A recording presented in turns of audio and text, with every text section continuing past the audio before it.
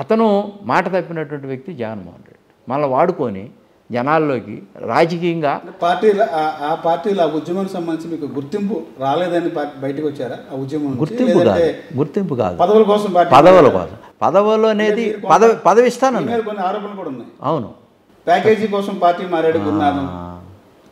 ఇదే నందిగామ సురేష్తో పాటు కలిసి పనిచేసి 3 రాజధానుల కోసం ఉద్యమం చేసిన గురునాథం గారు సడన్ గా పార్టీ మారాడంటే ప్యాకేజీ కోసం. సోషల్ డెమోక్రటిక్ ఫ్రంట్ అనేది కూడా పెద్ద బోగస్ అనేది కూడా కొంతమంది ఆరోపణ. ఏనండి, ఏం చెప్తారు దానికి? నేను చెప్తాను, ఏ ఉద్యమం అయినా పెట్టుబడిదారు ఉద్యమమే ఈ భారతదేశంలో. ఎవరొకళ్ళు సందాలు పోతే ఉద్యమాలు జరగవు. ఇది నగ్న సత్యం. ఇది ప్రజలందరూ తెలుసుకోవాల్సినటువంటి అంశం. ఏ ఉద్యమం అయినా సరే ఆ ఉద్యమానికి సరిపడేటువంటి సమయత్వం చేయటానికి నేను అక్కడికి వెళ్ళి కూర్చున్న తర్వాత జగన్మోహన్ రెడ్డి అనేటువంటి వ్యక్తి, సజ్జల రామకృష్ణారెడ్డి, తలలేని తలసిల రఘురాము, కొడాలి నాని, తర్వాత ఈ యొక్క దళితులను ఉద్ధరిస్తానని చెప్పి కరకట్ట మీద తిరుగుతున్నటువంటి ఒక పాములాగా ఉన్నటువంటి సురేష్, వీళ్ళందరూ మమ్మల్ని మభ్యపెట్టి నాకేమీ ప్రలోభ పెట్టలేదు. కానీ నా ఎమ్మటి తిరిగే వాళ్ళందరూ కూడా 25 లక్షలు ఇస్తాం, వాళ్ళకి కార్లు ఇస్తాం, 3 రాజధానులకి ఆందోళన చేస్తే వాళ్ళకి పదవులు ఇస్తాం, వాళ్ళకి పొలాలు ఇస్తాం అని స్పష్టంగా చెప్పి వాళ్ళందరి దగ్గర బయోడేటాలు తీసుకున్నారు.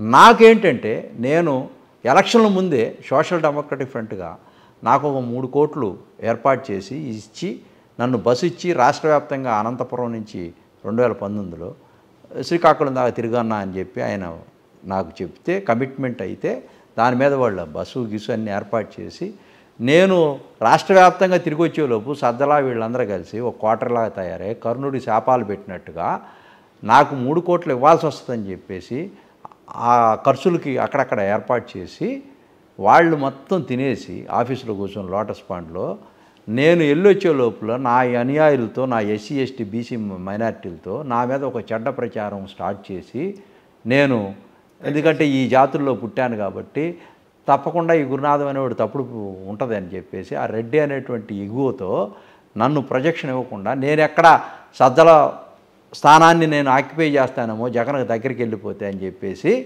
నన్ను డిస్మాండిల్ చేసి బ్రాహ్మడి చేతిలో మేకపిల్లని కుక్క పిల్లని చేసినట్టుగా నేను తిరిగి వచ్చేలోపు నన్ను చెడ్డోని చేసేసి అధిష్టాన వర్గం ముందు నన్ను ఫోకస్ చేసి నన్ను చంద్రబాబు నాయుడు జగన్ కలవనీయకుండా చేశారు.